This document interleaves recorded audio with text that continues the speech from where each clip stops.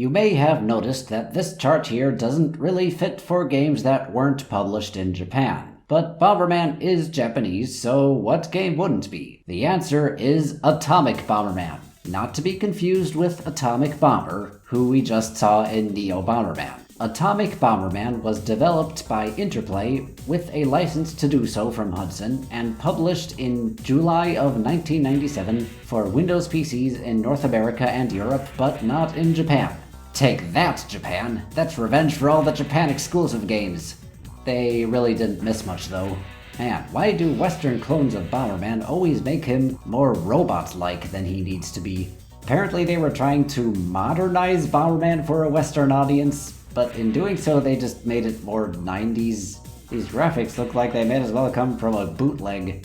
There is no campaign mode here, no unique characters, just recolors of this design and only battle mode. Although internet functionality is nice, and the power-ups have new 90s sounding names like Skulls and The Spooge. There is a sort of a level editor here, and that's just about the game. There really isn't much to this here compared to all the console releases we've been going through. The only notable thing here is the voices. This game was voiced by Charlie Adler of Cow and Chicken fame and Billy West of Ren and Stimpy fame. 'Cause, you know, the whole thing wasn't 90s enough already.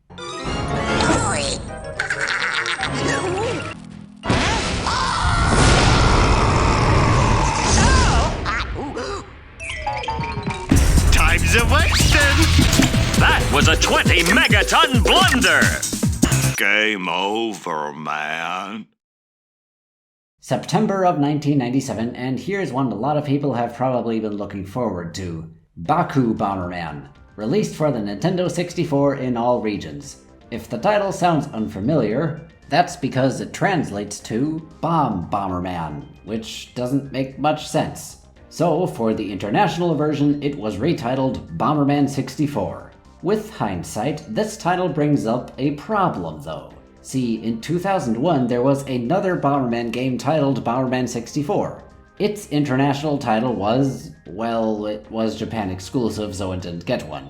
In Japan, there is no confusion. This is Baku Bomberman, and this is Bomberman 64. But we here in the rest of the world have to figure out how to deal with the confusion now. I'm just gonna call this one Baku 64 from now on. Baku 64, despite being a huge break from traditional Bomberman gameplay, what with all the 3D, is arguably the most talked about singular Bomberman game. At least it was until some more recent releases. Remember way back when I said I grew up with 3 of the games? Well, there was that one time we were at a friend's house and played a bunch of Baku 64 battle mode, and had a great time with it. We asked our parents to get that game for us. Not Bomberman Hero, get us this one. Our parents, being our parents, got us Bomberman Hero anyway. I'll get to that game later, but for the longest time, I remember Baku 64 was the one we really had fun with, the one we actually wanted. Finally playing it for the first time as part of my journey, does it live up to my expectations? Well, let's find out. The intro shows us that yes indeed we are in 3D now, and not the kind that we saw way back in 3D Bomberman. They are kinda cheating on Bomberman's character model though. We are off the grid and can roam around freely. We can't jump though. We can place bombs that explode after a few seconds, but the explosions are round now instead of cross-shaped. We can pick up power-ups to increase our bomb count and explosion size. This power-up makes bombs red and increases their explosion size and destructive power in the campaign. Remote control lets you detonate bombs at will, heart lets you take a hit, although you can only carry one at a time. As for kick and throw, those don't require a power-up anymore. Now we can kick, pick up, and throw bombs anytime. We can even spawn a bomb inside our hands so we don't have to place it and pick it up. Holding a bomb, we can charge it into a big bomb, or pumped bomb, with an even stronger explosion. Kick or throw a bomb into an enemy or another player to stun them, pick them up, and throw them off the cliff. So that throwing of enemies from Super 4 is back here now. We can even pick up power-ups, including negative ones like the skull, and throw them. Overall, it takes some getting used to, but honestly, so did the 2D games. It takes some patience, but if you're willing to read the manual and familiarize yourself with the control scheme, there is a ton of fun to be had here. In battle mode, we got some verticality going on, ledges to fall off, GB3 also had ledges to jump off, so that's nothing new. Instead of a revenge cart, if you die, you become a ghost and can possess other players to mess around with them. There's a devil item, censored to evil in English. Sounds familiar. It causes all sort of effects, like covering the screen in disco lights, messing around player sizes and speeds. During timeout, the walls close in. It's really great. Now on to the campaign mode. So our villain Altair and his underlings, the Masked Trio, just finished absorbing all the energy from this one planet into this cube, the Omnicube, and now set their sights on Planet Bomber, a peaceful planet that had never experienced danger, with the exception of all the danger it has experienced. The bad guy's base descends upon the planet and starts wreaking havoc and destruction. Bomberman rises up to fight them and is approached by this guy named Sirius. Sirius tells us we need to destroy the 4 anchors attached to the base and deactivate the shield so we can reach it and stop the villains. He also says he'll help us out on our quest. How very nice of him. We can now go to the 4 worlds in any order, each consisting of 4 levels. Sirius explains the controls to us. What a great pal. 3D gaming is still in its infancy, of course. Free movement is a lie. Bomberman can only move in 8 directions and snaps between them. There's also no acceleration or deceleration when walking. Now, the 2D games were also like this, so it does make sense. It's really more a matter of expectations. This is Bomberman and not Mario. A lot of people have trouble getting used to this game, but again, if you're patient, you can get the hang of it.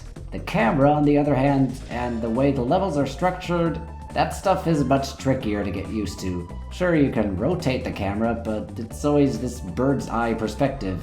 You can't move the camera lower to better see what's ahead, and these levels often have multiple areas and it's difficult to figure out how they fit together. I'm sure a lot of people grew up with this game and have everything memorized and can get around just fine. If that's you, that's great. More power to you. But jumping in during my initial binge of the games was not a pleasant experience. I talk a lot about navigation because the combat in the normal levels is not difficult. Kicking a bomb will always stun an enemy, so they're barely an obstacle. The challenge of the game is figuring out where to go and where some switches are that you may have missed to open up new paths. Bomb this head here to go through, kick a bomb under here. The focus is a lot more on exploration. Sometimes if you bomb something, you hear this sound. Means you either need to use a big bomb or find this power-up to make a red bomb. Or you can bypass these blocks by dropping from a ledge and bouncing from the bombs you've placed there. I love these enemies. They have these pointy sunglasses that make me think of Mauser. The second level is always a boss fight with one of the Masked Trio, except for the first world in which Sirius wants to test our strength. An odd companion, that one. Wait, how is he using bombs? A lot of these duels can be won very easily just by stunning the enemy and throwing them off the cliff. The next level has an interesting gimmick with these platforms. You can kick a bomb under them and lift off. Sirius tells us Altair isn't using the Omnicube to its fullest potential. It has the power to rule the universe, but he apparently doesn't know how to make use of it properly. Interesting. Turns out bomb jumping is a regular mechanic of the game. World 1's boss is this dragon here. Thanks, Sirius, for the remote control. Combat consists of pumping up a bomb, throwing it, and detonating it in midair. Again, with enough patience, you can get the hang of it. The water area has dams for us to open, some stairs to move around with switches. Artemis here can shoot flames, but otherwise just walks around. Oh my, she's dead, isn't she? What a happy occasion. This anglerfish who we fight on the raft makes for an exciting boss fight.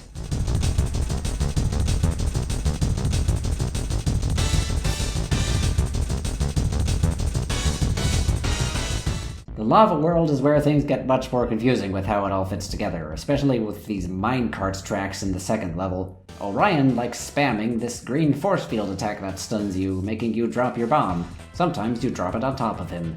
Oh right, enemies can throw you too. Try and keep that in mind.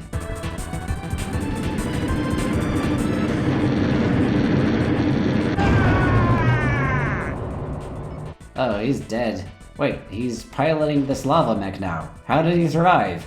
Oh well, down he goes. On to the snow world, where Sirius tells us Altair killed his brother and sister. And that he isn't helping us for anything honorable, just for revenge. Kinda odd coming out of nowhere. Regulus goes down quickly because we upset his feelings and then he just leaves. Wish all bosses were like that. A slippery ice floor, always a joy to deal with. And what? What is the camera doing? What? No. No thank you. No. So in some rooms the camera just chills under the ice for some reason? I'm sure that's everyone's favorite.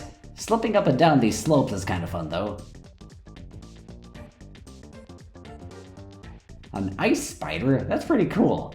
Then it crashes the floor. Isn't a problem though, Sirius lifts us back up if we fall off. With the 4 bosses defeated, we move on to the main part of the base where we face a bunch of trains we need to dodge. And these homing sites that shoot at us. Kinda like DK64. Get out!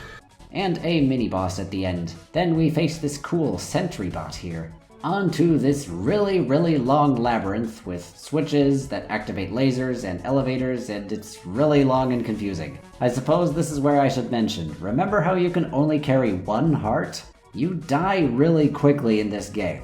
And of course falling off a cliff kills you. Normally it spawns you at the beginning of a room when you do that, but if you run out of lives, yes this game has lives, you start over from the beginning of the level and have to start all over again. That's probably the only major complaint I have. I can patiently deal with these unfamiliar movement mechanics, and I can work with the camera. All of that requires experimentation though, and this quick death and respawn means if you mess up once, you're punished for trying new things, which goes against that. Okay, I want to fight Altair now. You wanna fight me? Yes, he has a pet drone that shoots lasers that disintegrate you. Kinda creepy to think about.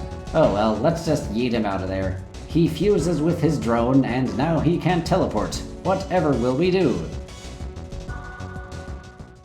But then Regulus comes to save him. You pig! My mortgage? As Altair and Regulus escape, the base flies off and Sirius brings us back home. He's disappointed with us though. Huh.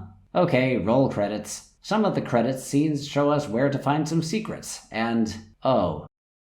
Uh-huh. Okay. So this was actually the bad ending. See, there are 5 golden cards in each of the levels, 1 of them for beating it in the time limit, 1 for beating enough enemies, meaning you need to go back and forth between areas so more enemies spawn so you can kill them and get the card. The other 3 are for exploring every nook and cranny, which wouldn't be a problem except for the punishing death mechanic. You saw what kind of setup you need to get to some places by bomb jumping. And if you don't place everything precisely where it needs to be, it's back to the start without the remote control, so you need to go get another one. Also, I should mention you can find custom parts for multiplayer in the campaign. Fun costumes for Bomberman. Okay, let's fight Altair again, but this time with all the gold cards. Spoiler alert at this point. There's a pretty major twist here.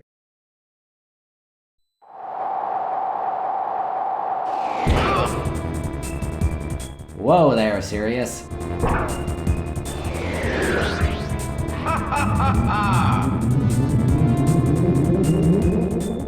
Huh, turns out they stole the cube from him.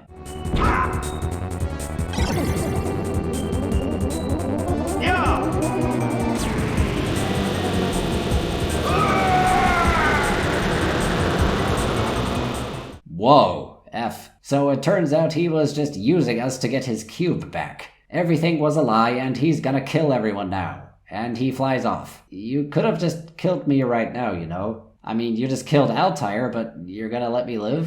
I mean, I'm not complaining. Sirius runs off to the true final world in the clouds. There are more gold cards here, but don't. Honestly, don't. They are not worth the frustration. Level 2, mid-boss fight. Welcome. Devil? No, this is an entirely different character named Spellmaker. The scythes might throw you off, though. And this final castle where it takes forever to get the positioning just right to get up to these switches. Finally, the true final boss, Sirius. Oh, is he fighting us inside that cube? Either way, it looks like you can fall off the arena, so... He's about to blast us, but Regulus comes to the rescue and destroys the Omni-Cube. Okay, time to team up and take out Sirius. Regulus isn't much help, though.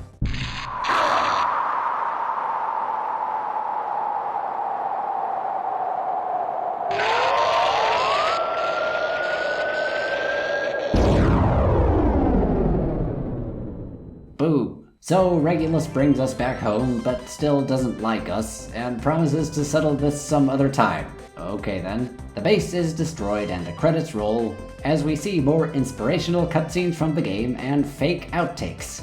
Yeah, slipping on that thing's gotta hurt. The end. Although there is a hard mode where you can get more costumes for multiplayer. Overall, there are some great mechanics here, but the way they're implemented is really janky and prevents you from experimenting as much as you might need to. I don't blame them though. 3D is difficult to do this early on, and Bomberman has always been a bit tricky to figure out, what with always fighting with indirect combat. Will we ever beat Regulus again? How will 3D do in games to come? We shall see.